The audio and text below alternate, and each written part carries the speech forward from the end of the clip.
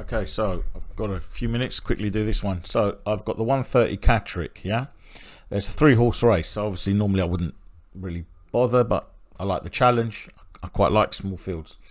Had a look at Mackenberg, and trainer jockey looked good. Trainer looks good. That class, race age, this type of race, they look like a good duo. So I then turned my attention to Cornerstone Lad.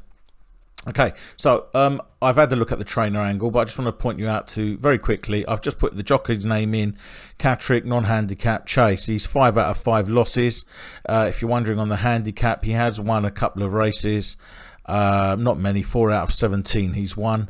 None of which are on a Tuesday, and over distance, he's won a couple, if you like. He's never really ran in that kind of field size. What else? Horse age, 8 years old. So look. But this is all in a handicap, so pretty irrelevant really looking at it. So let me just go back up. So anyway, so on a non-handicap, he's 5 out of 5, yeah?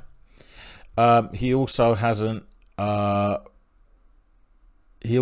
actually ran with the trainer before. So let me go into the trainer. Trainer name is Mickey Hammond.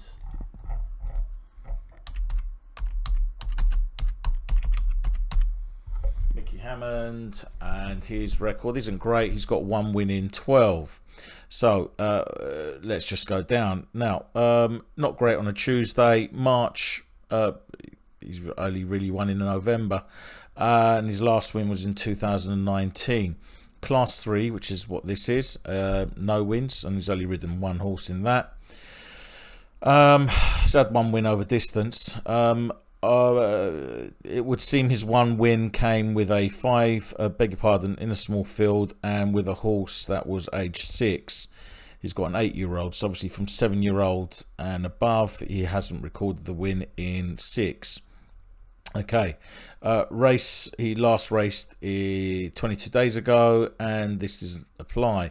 Last time out position was 2. He's lost those basically, but take little from this. Main thing you want to look at is class difference. There's no class difference here, so where he hasn't dropped or whatever in class, 6 out of 6 losses. That's the main thing. He's also ranked first, I believe. Yes, he is. He's ranked first by some distance, 143. His horses, when they run ranked 1 or 3, have lost. Horse course winners. His horse hasn't won at this course. The only horse that he's raced with 0 wins at course is 5 out of 5, and so on. And basically, he's second fave. So anything ranked 1 to 3 has lost as well. And you can go on. So I'm just going to go down now and have a look. So he hasn't actually used Connor or Ferrell. You would think that he'd use one of the more familiar. What's good to notice is Brian Hughes, who's running on the favourite, has actually run for him twice before. But obviously the jockey has chosen to go with Donald McCain. Now I'm just going to go up very quickly. If you're wondering why I'm rushing, it's because I'm using Bandicam and I've only got 10 minutes free. But I don't really want to be making content more than 10 minutes because it keeps you guys engaged. So if I quickly go into Donald McCain, as you can see, he's got 10 out of 13 wins.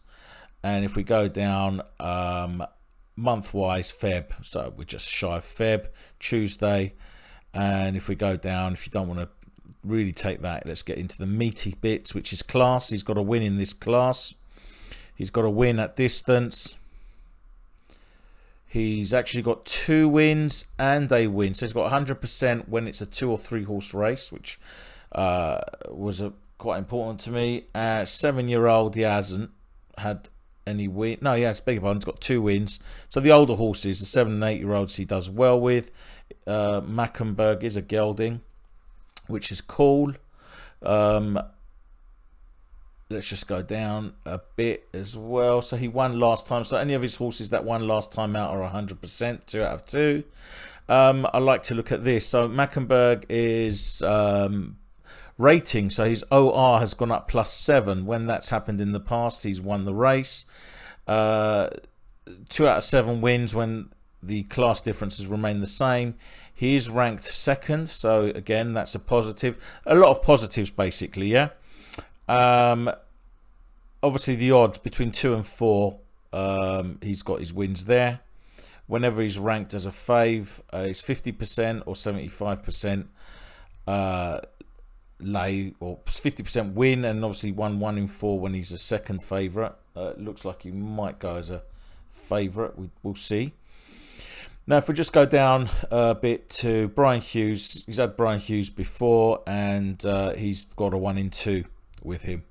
So for me, this is quite a strong trade as a win, and Cornerstone would be the lay because the stats are a lot, obviously, a lot worse. So because it's quite a close race in the betting, it might be a lay the field. It might be worth putting in low lays, but Cornerstone for me would be the one that I'd be opposing, and I'd be looking for sub 2.0 odds. Okay, that's it from me.